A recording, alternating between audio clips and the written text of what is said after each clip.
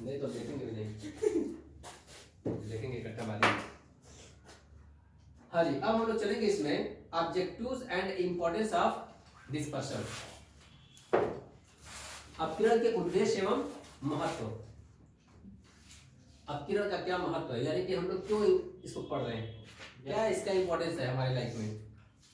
अगर हम लोग स्टैंड पढ़ रहे हैं तो स्टैंड में मीन मीडियम मोड पढ़ लिए, तो उसके बाद डिस्पर्शन आ गया, डिस्पर्शन में समझ गए कि क्या करना है, तो क्यों करना है, किस लिए करना है, उसका क्या मकसद है, उसका क्या इंपॉर्टेंस है, क्या हमारे अहमियत है, उसके बारे में बताया जा रहा है। तो देखो सबसे पहला पॉइंट लिखा है इसमें, माध्य से औसत दूरी ज्ञात करना। माध्य से औसत दूरी, सबसे पहले हमारे पास माध्य निकल गया है, इससे कितना कितना दूरी है, दूरी बोले तो फैलाव, बिखराव, डेविएशन, कितना कितना दूरी है ये सबसे पहले पता चल जाएगा आपको। दूसरी चीज बताएगी श्रेणी की रचना का ज्ञान। श्रेणी की रचना ज्ञान, ये जो हमारे पास सीरीज है उसकी क्या रचना है ये पता चल जाएगा, इसमें जीरो है, इसमें उतार है, चढ़ाव है, या ज्यादा है, कम है, ये सीरीज के उतार चढ़ाव का पता चलेगा इससे। नेक्स्ट बताया गया माध्य की विश्वसनीयता का अनुमान, जो भी आपने मीन निकाला है यहाँ पर उसकी विश्वसनीयता की ज्ञान पता चल जाएगा, ये ट्रस्टेबल है कि नहीं है, तो इसमें आपको पता चल जाएगा कौन ट्रस्टेबल है। इसे बताइए ये ज्यादा ट्रस्टेबल है, ये कम है, और ये तो कहीं से ट्रस्ट काबिल नहीं है। कौन सा? तीसरा वाला सी वाला, ठीक है, चले।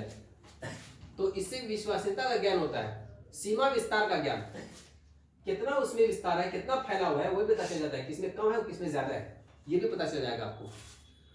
उसके अलावा बताया गया विचरणता को नियंत्रित करने के लिए आधार प्रस्तुत करना। अगर ज्यादा विचरण हो रहा है, ज्यादा वेरिएंस हो रहा है, ज्यादा फैला हो रहा है, तो उसको कैसे कंट्रोल किया जाए कि सब सही हो जाए, ठीक है ना।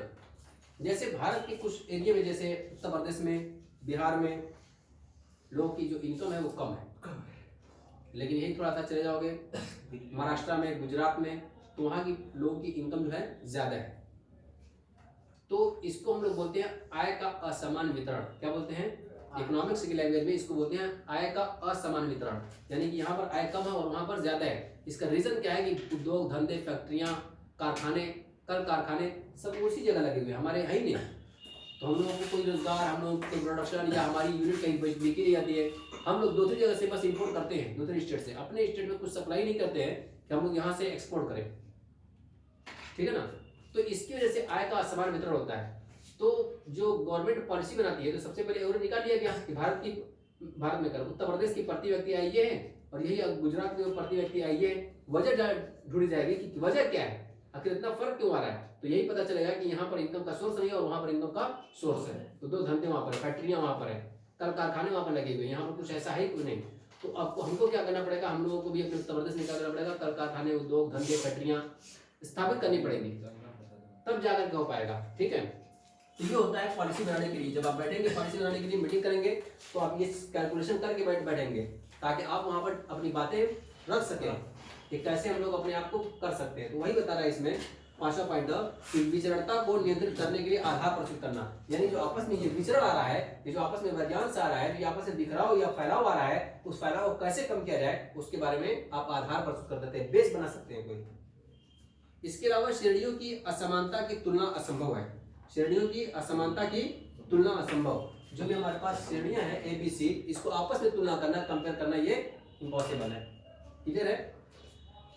तो ये जो दिया गया है इसमें 5-6 इंपॉर्टेंस दिया गया है, फिर से एक बार देख लो।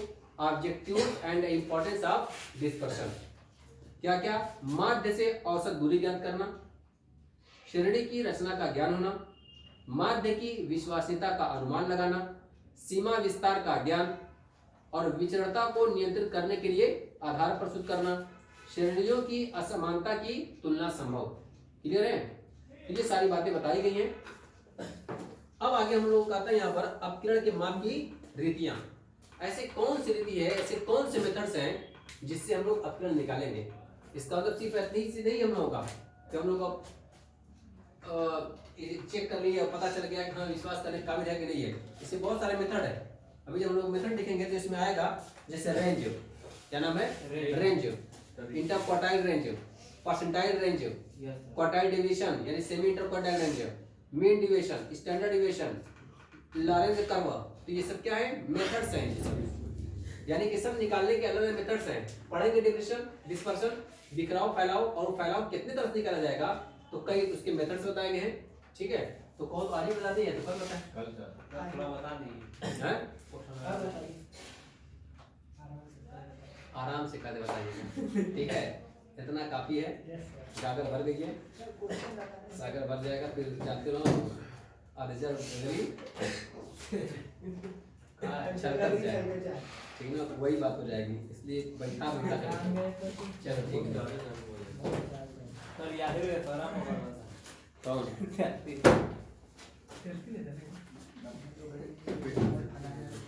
हाँ